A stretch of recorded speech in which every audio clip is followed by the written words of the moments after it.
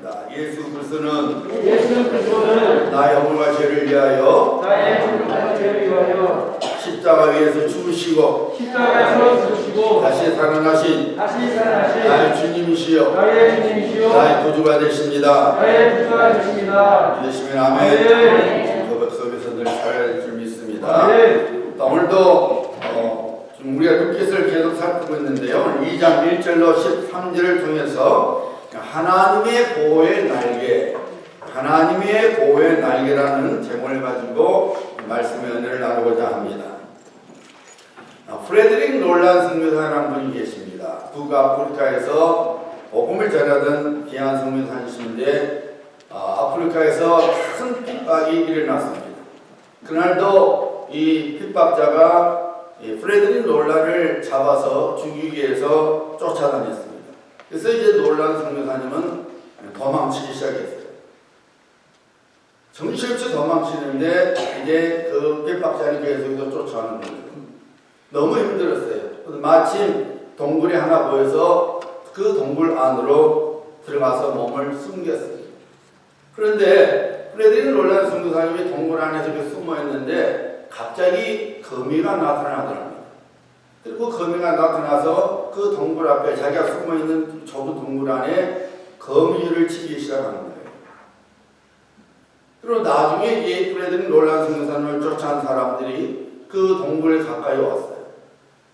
동굴에 가까이 오니까 동굴 앞에 거미줄이 쳐 있으니까 롤란이 안 들어갔다 생각한 거예요. 만약 들어갔으면 그 거미줄이 분명히 걷어졌으니까. 근데 거미줄이 딱 쳐 있으니까 여기는 없구나 하고 그냥 돌아갔는데 그것을 보고 그때 프레드릭 롤란 선교사님이 이런 유명한 말을 남겼어요. 하나님께서 계시는 곳에는 가느다란 거미줄도 강한 방벽이 되고 하나님께서 계시지 않는 곳에는 강한 방벽도 가느다란 거미줄에 불과하다. 하나님의 보호하심을 경험하고 나서 하나님께서 나를 보호하시니 거미줄도 강한 방벽이 돼서 나를 보호해 주시더라 그 말이죠. 시편 기자는 이런 고백을 합니다. 91절 1절과 4절 11절 보면은 지존자의 은밀한 곳에 거주하며 전능자의 그늘 아래에 사는 자여 그가 너를 그의 깃으로 덮으시리니 내가 그의 날개 아래에 피하리라. 그가 너를 위하여 그의 천사들을 명령하사 내 모든 길에서 너를 지키게 하시니라. 이어서 91장 4절 보면 이런 말씀이 나오죠. 하나님의 시대 그가 나를 사랑한즉 내가 그를 건지리라. 그가 내 이름을 안즉 내가 그를 높이리라. 하나님께서 말씀하시기를 우리가 하나님을 사랑하면 하나님께서 우리를 건져주신다는 것입니다. 우리의 이름을 높여주시겠다는 것입니다. 이것이 바로 하나님의 보호하심입니다. 우리가 하나님의 보호 날개 아래에 깃들면 하나님께서 그의 은혜와 권능으로 우리를 보호해 주시고 지켜 주신다는 것입니다. 우리를 높여 주신다는 것입니다. 오늘 말씀해 보니까 바로 이 하나님의 보호 날개 아래로 온 사람이 보이죠. 바로 룻입니다. 룻은 하나님의 보호 날개 아래로 왔어요. 오늘 자 본문 말씀 12절 보세요. 여호와께서 내가 행한 일에 보답하시길 원하며 이스라엘의 하나님 여호와께서 그의 날개 아래에 보호를 받으러 온 내게 온전한 삶 주시기를 원하노라 하느니라. 보아스가 뭐라고 말합니까? 룻에게 말했어요. 너가 하나님의 보호 날개 아래로 왔다. 이렇게 말했습니다. 룻은 동서 오르바나 달리 나오미가 너희 어머니에게 돌아가라 했을 때에 뭐라고 했어요? 어머니 백성이 나의 백성이 되고 어머니의 하나님이 나의 하나님이 되십니다 하면서 나오미와 함께 하나님의 은혜가 있는 베들레헴으로 온 거예요. 다시 말씀드리면 하나님의 보호의 날개 아래로 온 것입니다. 그래서 보아스가 말한 거예요. 네가 하나님의 날개 아래로 보호를 받으러 왔다. 여러분, 하나님의 구원의 손길과 은혜의 손길은 많은 경우에 우리의 생각과 기대와는 다르게 나타납니다. 그래서 하나님께서 이사야 선지자를 통해서 말씀하셨죠. 여러분. 이는 내 생각이 너희 생각과 다르며 내 일은 너희와 다름이니라. 여호와의 말씀이니라. 하늘이 땅에서 높은 같이 내 길은 너희 길보다 높으며 내 생각은 너희의 생각보다 높음이니라. 여러분, 나오미가 하나님께 기대했던 것은 뭐예요? 나오미가 하나님께 바랬던 건 뭡니까? 모압에서 풍족하게 사는 것이었어요. 하나님께서 내게 복 주셔서 이 모압 땅에서 내가 풍족한 삶, 행복한 삶, 내가 원하는 삶을 살기를 기대했고 그것을 하나님께 바랬습니다. 하지만 막상 어떤 일을 벌어졌어요. 1장 21절에 보면은 내가 풍족하게 나갔더니 여호와께서 내게 비어 돌아오게 하셨느니라. 나오미의 바람과는 전혀 다르게, 나오미의 기대와는 전혀 다르게 하나님께서 그에게 행하셨어요. 나오미는 풍족함을 기대했지만은, 그것을 바랬지만은 하나님께서는 나오미를 하여금 비어서 돌아오게 하셨어요. 그러면 여러분, 우리 하나님은 심술쟁이 하나님이십니까? 하나님께서는 나오미를 하여금 비어서 돌아오게 한 것은 나오미를 향한 하나님의 섭리였어요. 만약에 나오미가 모압 땅에서 풍족하게 살았으면 어떻게 됐을까요? 비록 입술로는 하나님이라고 불렀겠지만 모압의 하나님을 알기보단 그 속에서 그들의 생활 방식, 그들의 습관, 그들의 문화 속에서 살 수밖에 없었어요. 하지만 하나님께서는 나오미가 그런 삶을 사는 것이 아니라 메시아의 가문에 들어오는 그런 인생을 살아야 되니까 비어서 돌아가게 한 거예요. 나오미에게는 당장에는 아픔이었지만 실상은 바로 그것이 하나님의 구원의 손길이요 은혜의 손길이었던 것입니다. 여러분, 신앙생활이라는 것은 우리가 하나님의 길, 하나님의 뜻에 초점을 맞추며 살아가는 것이 믿음생활이요 신앙생활이지, 나에게 초점을 맞추고 내 길과 내 생각대로 살아가는 것은 종교생활입니다. 겉으로는 교회를 다니지 알 수 없지만은 그것은 형식만 있는 종교생활이지 참 믿음생활이 아니라 그 말입니다. 예수님 당시 바리새인들은 여러분 11조를 했고 모든 종류의 헌금을 했고 하루에 3번씩 기도하고 일주일에 금식 2번씩 금식을 하고 누가 봐도 믿음의 삶을 살았지요. 하지만 그들의 믿음은, 그렇게 한 것은 그들의 믿음을 드러냄이 아니었죠. 그들의 자랑, 내가 이 큰 신령한 사람이야. 그래서 골방에서 기도하기보다는 시장에 나가서 하늘을 쳐다보고 기도를 했어요. 그들의 물질을 드린 것도 하나님의 은혜에 감격해서, 모든 것이 하나님의 소임을 감격해서 드린 것이 아니라 자기를 드러내기 위해서, 자기 길과 자기 생각에 초점을 맞추고 살아갔기 때문에 예수님께서 이 독사 같은 자식들아, 그들의 잘못된 신앙생활을 야단치신 것이죠. 여러분, 우리가 신앙생활을 한다는 것은 내 길과 내 생각에 초점을 맞추는 거 아니에요. 하나님의 길과 하나님의 생각에 초점을 맞추면서 살아가야만이 그것이 진정한 믿음생활이요, 그 믿음생활에 하나님의 은혜와 구원이 임하는 거예요. 나오미가 자기 길과 자기 생각을 맞췄으니까 뭐라고 해야 됩니까? 여러분, 전능자가 나를 괴롭겠다고 했어요. 힘드니까 풍족하게 살기를 바랐는데 완전 모든 걸 잃어버렸으니까, 인생이 땅바닥에 쳐지니까 전혀 하나님을 생각도 못하니까 자기 길만, 자기 생각만 생각하니까 뭐라고 볼멘 소리 했어요? 전능자가 나를 괴롭겠다. 본인이 하나님의 은혜의 자리에서 떠나서 세상의 자리, 멸망의 자리에 가서 다 잃어버린 줄 생각지도 못하고 전능자가 나를 잡을게.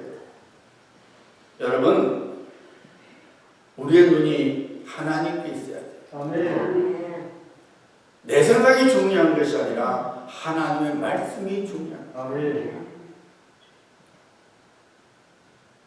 아무 힘도 없는, 그리고 도움도 안 되는 시어머니 나오미와 함께 베들레헴에 돌아오는 것은 누수기는 세상적인 눈으로 보면은, 육신의 눈으로 보면은 아주 미련한 행위지요. 미련한 생각입니다. 미련한 길이에요. 하지만 룻은 그 좁은 길을 택했어요. 하나님의 보호 날개 아래 가기를 결심을 하고, 아무런 소망이 없는, 어쩌면 짐덩어리에 불과한 시어머니 나오미를 따라서 룻은 왔어요. 이것이 바로 믿음이에요. 이것이 바로 하나님의 보호 날개 아래 깃드는 믿음의 모습인 겁니다. 내 생각과 내 길을 버리고 하나님을 나의 하나님으로 삼고 하나님의 길, 그래서 내가 시어머니를 봉양해야지. 하나님의 말씀대로 시어머니를 봉양하고 그 시어머니 하나님을 나의 하나님을 믿고 내가 시어머니와 함께 살아가리라. 내가 하나님의 보호 날개 아래 거하리라. 그 격에 하나님의 은혜가 임하기 시작해서 오늘 말씀을 보니까 하나님께서 룻으로 하여금 보아스를 만나게 합니다. 하나님의 복이 시작이 되는 거죠. 우리가 사람대로 나중에 보아스를 그의 남편으로 삼고 밭에 안중이 됩니다. 육신의 눈으로 봤을 때는 미련한 그것이요, 어리석은 길인 것 같지만은 하나님의 눈으로, 믿음의 눈으로 보니까 바로 그 길이 상길이었어요. 그것이 바로 구원의 길이었던 것입니다. 사랑하는 성도님들, 성도는 하나님의 보호 날개 아래 머물러 있어야 돼요. 육신적으로 피곤해도, 육신의 생각으로는 미련하게 보여도 하나님의 보호 날개로 오는 것이 사는 길입니다. 결국 하나님을 나의 하나님으로 믿고, 어떤 경우도 하나님은 나의 하나님, 나의 보호자이시고 나의 소망이 되시고 나를 건지신 분을 믿고 하나님의 말씀에 머물러 있는 것이 사는 길이에요. 결국 하나님께서는 그의 은혜를 베푸셔서 그의 놀라운 구원을 보게 해 주시는 것입니다. 룻은 두 번째로 은혜 이삭을 사모했어요. 오늘 룻이 나오미에게 뭐랍니까? 내가 밭으로 가서 내가 누구에게 은혜를 입으면, 그리고 나중에 룻이 보아스에게 말하네요. 룻이 이르되 주여 내가 당신께 은혜 입기를 원하나이다. 여러분, 성도는 은혜를 사모하는 사람이 돼요. 은혜의 이삭을 줬는데 열심을 내야 되는 거예요.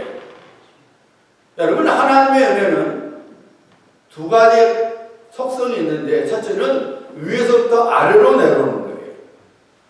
그래서 하나님의 은혜는 경건한 심령, 가난한 심령에게 임하게 되어 있어요. 룻이 말하니까 여러분, 아주 대대하게 당신 나 없으면 안 되니까 내가 가서 이삭 줘올 테니까 가만히 계세요 하지 않았어요. 허락을 구합니다. 내가 혹시라도 은혜를 입으면 밭에 가서 이삭을 줄 수 있을 테니까 어머니 제가 하도록 보내주세요. 아주 겸손한 심령, 가난한 심령. 내가 누군가에게 은혜를 입으면 이삭을 줄 것입니다, 어머니. 그러니 저를 보내주세요. 가난한 심령이요, 겸손한 심령이죠. 이 심령이 하나님의 은혜가 임하는 거예요. 하나님의 은혜는 두 번째로 여러분, 그의 말씀을 믿는 자에게 임하는 거예요. 레위기서 19장 9절로 10절로 보면 하나님께서 이스라엘 백성들에게 이런 명령했어요.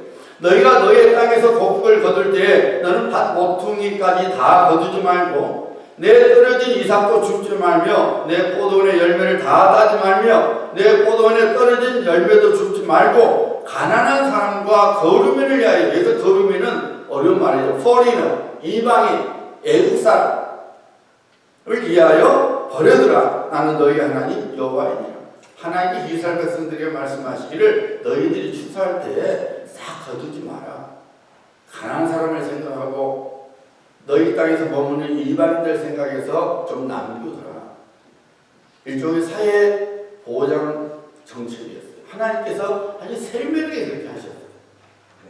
룻은 그 하나님의 말씀을 믿었어요. 이방인이었지만은 시험이 나옴으로부터 신앙을 물려받아서 하나님의 말씀을 믿었어요. 아, 내가 밭에 나가면 하나님께서 하나님의 백성들에게 명령하시도록 이삭이 있을 것이다. 내가 그것을 은혜를 입게 되면 죽을 것이다. 하고 말씀을 믿고 나간 거예요. 여러분 여러분 삶 속에 하나님의 은혜가 흘러넘치는 걸 한다면 하나님의 말씀에 순종하셔야 돼요. 하나님의 말씀을 믿어야 됩니다. 여러분이 이렇게 생각할 수 있어요. 목사님, 룻에게는 찬스가 없잖아요. 가서 이삭 주는 것밖에 없는데 그거 대단한 겁니까?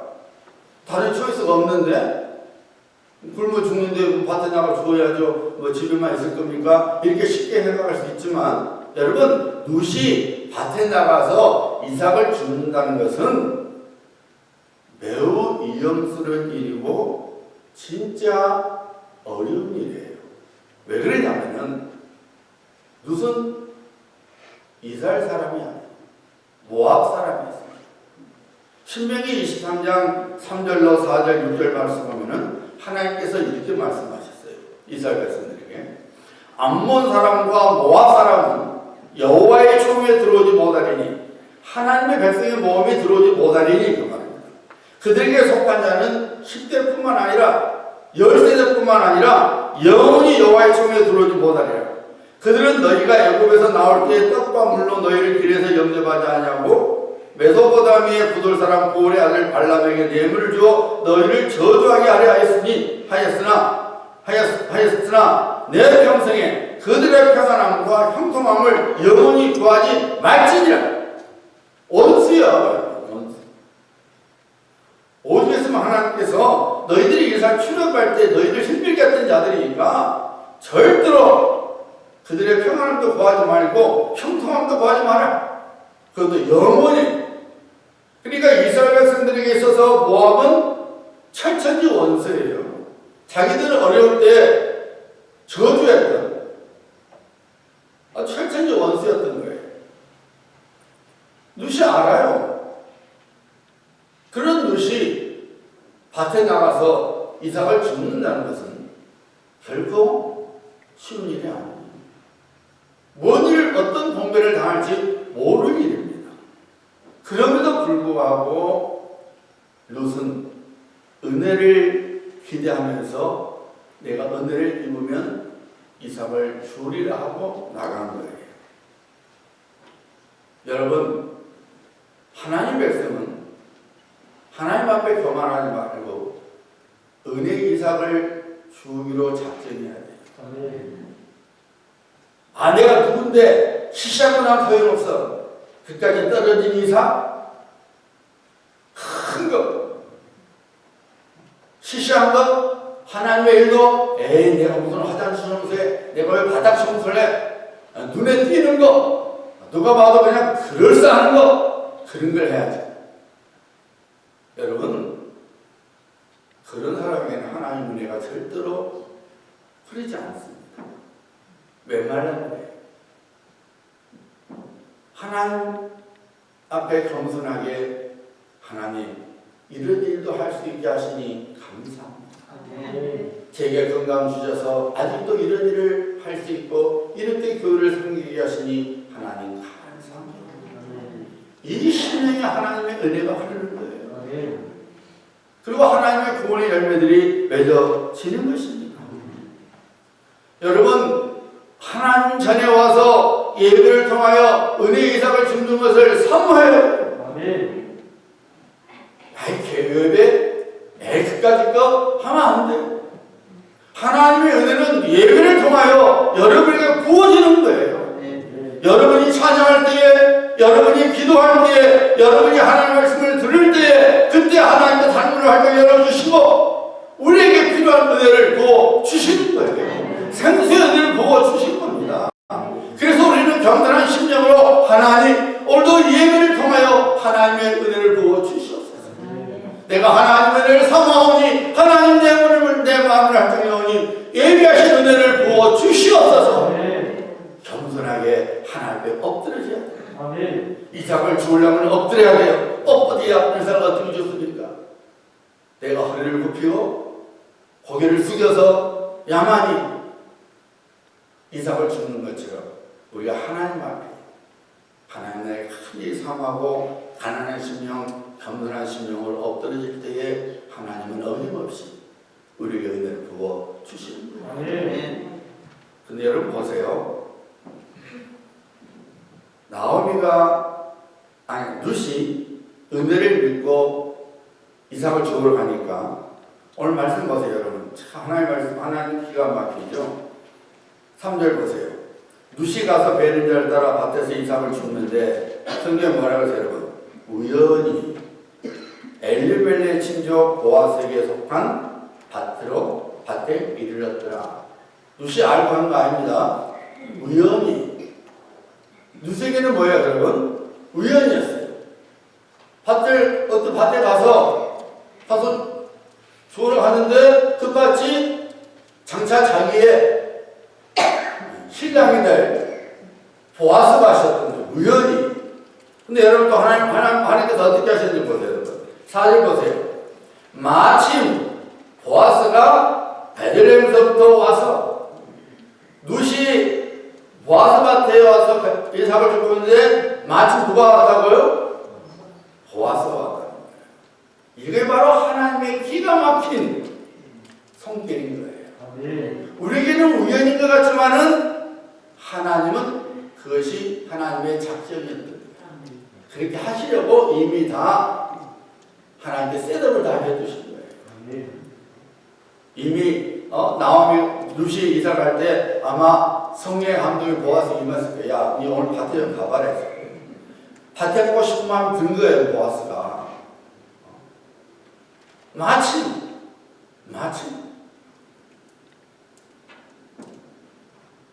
우리에게는 우연이지만 우리가 하나님의 보호 날개 아래 있게 되면은 하나님의 구원의 구축인 손길이 임하는 거예요.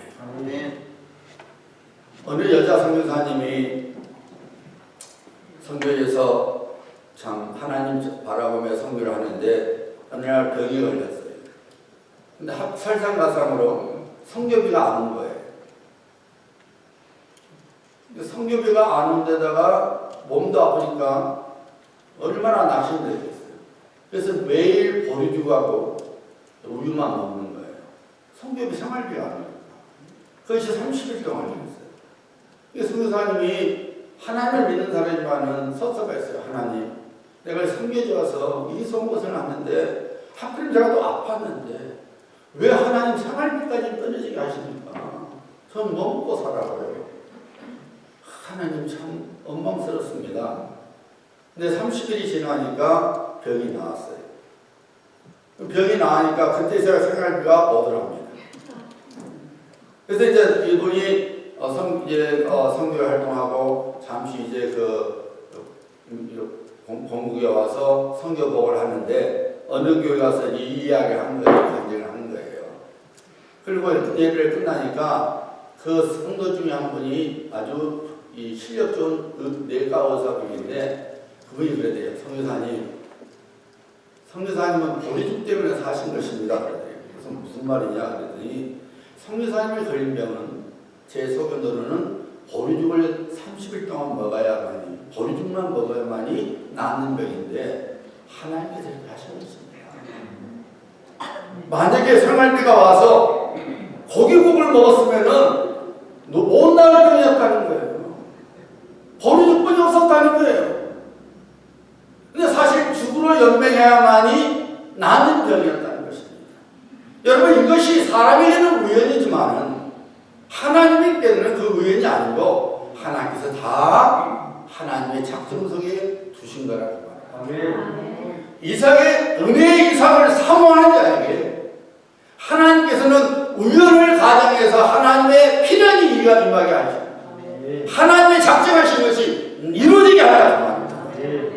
그러므로 귀한 성도님들, 하나님의 은혜를 사모하는 자가 되어야 됩니다.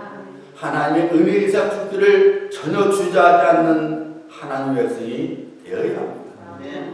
여러분이 예배 생활하는 거 힘들다, 오늘은 그냥 집에 있자.